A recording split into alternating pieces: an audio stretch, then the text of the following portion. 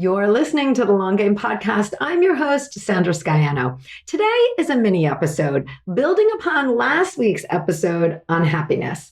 That episode focused on the concept that happiness leads to success. It's not the other way around. And if you haven't listened yet, go back and check out episode 66. It's good. And there's a lot packed in there. So happiness is the way, but life is life, right? We're not in control of what happens all the time. We can have things happen that are far from happy and relationships that do not bring us joy. So how do we handle these scenarios so that they don't inhibit our success? Well, it's all in the stories that we tell. And that's what we're talking about today. The long game is happiness, the story you tell.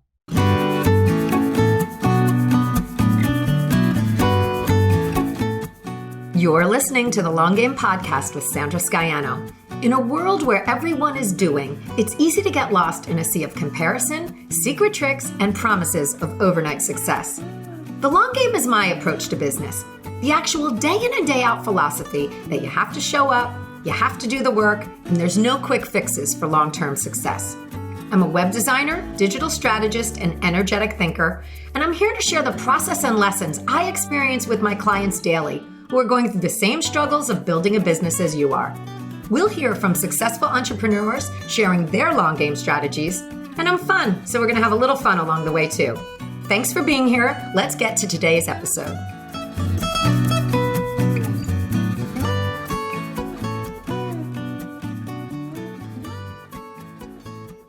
Well, I'm on a kick and I'm taking you with me. I am loving diving into the teachings of Robert Mack in his book, Happiness from the Inside Out. And what I want to unpack that I've been inspired by his work is post hard time, post, mistake or post rough patch. What is the story that you tell?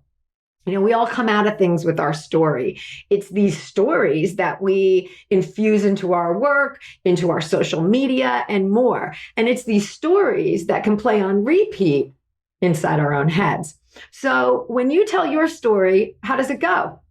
We all have the ability to filter the situation, to process the situation really, so that the story we share focuses on what we want. It's in this space that we gain strength with our story. Telling our story in this way, it's not telling an untruth. On the contrary, it's just a focus on the parts that make you feel good. So Mack references this in his principles. These are a number of different elements that you need to create a happier life. And he's got two principles that support this. One is the principle of positive focus. Give your conscious attention to the better feeling aspects of all experiences. And two is the principle of constructive response to adversity. You recognize the advantages found in difficulty, misfortune, and crisis. So I love these ideas because they help propel us into the happiness space. Learning from our experiences and bringing that to the story, it's an amazing way to reframe the story of a not so happy situation. And sure, the facts of whatever happened remain the same. But in the retelling to yourself and to your audience, leading with what you took away from the situation, that can be empowering and a way to move on. So this is a powerful takeaway as a business owner. Those lessons you learn, I'm air quoting here, can change the direction of your business. They can affirm what you already know to be true or already know what's there, or they can bring to light something that wasn't in your view. And this realization is part of my own experience. Understanding that you get to choose to be happy with a past situation, choose how you tell the story and emphasize the good in that experience. That was huge for me. That's a huge lesson. And we've all heard those sayings, right? Look on the bright side. Everything's a learning experience. But when you bring those thoughts to how you tell your story, it can really be transformational. It's easy for us to be the victim. Oh, this happened to me. But it's the pulling up by the bootstraps, the overcoming that we are always drawn to and connect to in a story. So no matter the magnitude of the scenario, you can heal by choosing to lead with what you take away from the experience. And being able to look and identify those takeaways, that's wisdom. And something like this, this is a practice. The more you shift your focus to the positive in any situation, the less you dwell in the same spot. And it's actually pretty timely with the Simone Biles story happening right now, with her withdrawing from Olympic competition.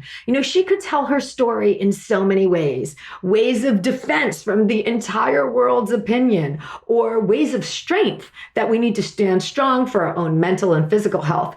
She could be beating herself up over and over again, or she could, as she has, be out in the stands supporting her teammates, knowing that she is being a leader by her actions. And how Simone Biles keeps choosing to tell her story, it's bringing in another conversation. It's bringing another conversation forward. And actually, as the days go on, lessening the negative responses. Like, she is changing the direction of the conversation by how she is telling her story. Unapologetic and grounded in what she knows is right. It's a powerful lesson that we can all take with us. And, you might be wondering, why am I talking about happiness so much lately? Well, for one, I love the concept of being happy leads to success. Like, stop thinking of happiness as a destination. And two, in every aspect of our lives, we have the ability to decide how we are going to tell our story. And story is foundational to so many parts of our lives. And it's really the ultimate control when you are aware of this. You are in control of your happiness. And as business owners, we are in the driver's seat. We're making decisions, choosing directions. And when we feel solid about who we are and what's motivating us, we can make these 1,001 decisions with ease.